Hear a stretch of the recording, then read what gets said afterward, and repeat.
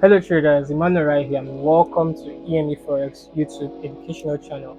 So in today's video, we're going to be talking about something very crucial in the Forex space. But before we get into that, if you're new to the YouTube channel, do well to subscribe and turn on your notification so that you bring the loop of updates like this when we roll out new video and content around trading. So we're going to be looking at fundamental analysis in this video, and I'm going to break this video into two major sections here. The first is the fundamental analysis that has to do with measurable data and has to do with numbers and all of those things in between. And the second section has to do without numbers. So to sum this up, fundamental analysis is analysis that we do in the first place to take a look at economic factors and other related stuff that drive economies and affect instruments that we trade. So let's get down to the video.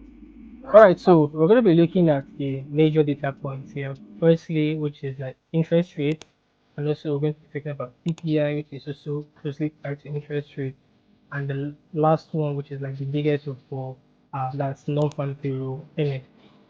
So first off, let's look at interest rate. So across the financial space, we have about eight major banks that regulate their interest rate across the economy. We're looking at the Fed, the ECB, the BOJ, Bank of England, the European Bank as well, and the likes of it. So these banks they essentially regulate the interest rate depending on the situation with the economy. So they could potentially increase interest rate as high interest rates or lower interest rates. Now, regardless of interest rates are going up or coming down, the financial space is going to react significantly to these changes. So now, these interest rates are usually one of the key metrics that shift price within the forex space, and traders across the world usually look out for this kind of announcement. So majorly the one from the Fed, which is the USD zone, and this is like largely the determining factor across the globe, while others would do their thing as well. Now next up we have CPI, which is Consumer Price Index. Now the CPI data is essentially data that measures how inflation is affecting the economy, and also how the pricing of your basic groceries like changing, if the prices are going up or the prices are going down.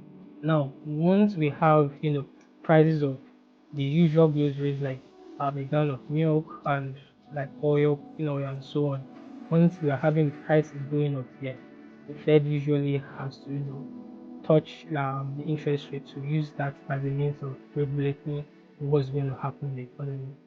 And now that moves me to the last on the list, which is like the long fund period, which is NFP.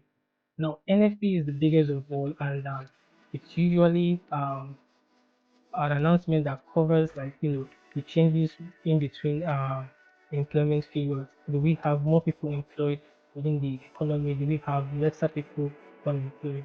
So basically, the more people are employed here is more money in circulation. There's like residual income to go around. But when we have more people unemployed here, and that means the workforce in the economy has gone down, you tend to like notice there will be like a difference versus the other scenario. And these data points, so they usually interact with one another, they are closely linked to one another, and the government or whatever economy that's in question usually use one of these tools as means of regulating their currency speculation within the space, their currency value per se. Now we have other news announcements that are also significant but not as significant as this major player we mentioned. We have like the GDP, which is like the gross domestic product.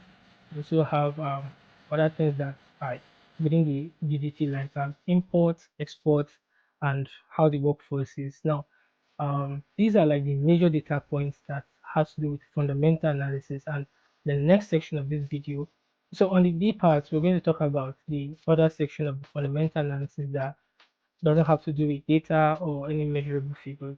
And also, we're going to look at economic calendar. How do we use economic calendar to track all of these things that I've mentioned earlier, the CPI, the interest rates, and also the unemployment change.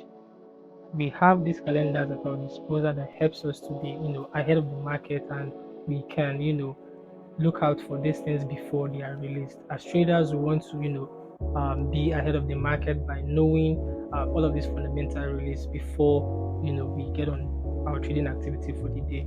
So if you find this video very informative and useful to you, kindly drop a comment in the comment section and do well to, like our content and also share with your friends. That is going to help the YouTube channel grow and also encourage me to, do content like this. So that'll be all for now, guys. Keep it simple.